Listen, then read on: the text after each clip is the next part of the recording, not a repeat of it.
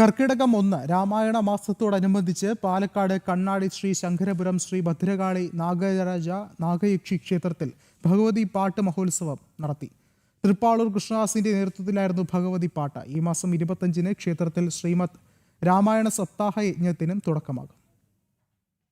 കണ്ണാടി ശ്രീ ശങ്കരപുരം ശ്രീ ഭദ്രകാളി നാഗരാജ നാഗയക്ഷി ക്ഷേത്ര ഓഡിറ്റോറിയത്തിലാണ് രാമായണ മാസത്തോടനുബന്ധിച്ച് ഭഗവതിപ്പാട്ട് മഹോത്സവം നടന്നത്.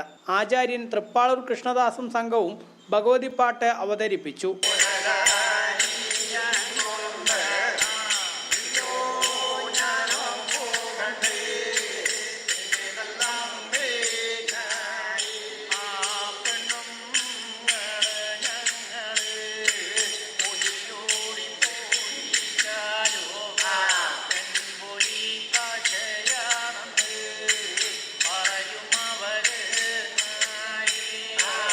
വാമൊഴിയായി പകർന്നു കിട്ടിയ ഭഗവതിപ്പാട്ടിൽ ദേവിയെ വിവിധ ഭാവങ്ങളിൽ വർണ്ണിക്കുന്നുണ്ട്.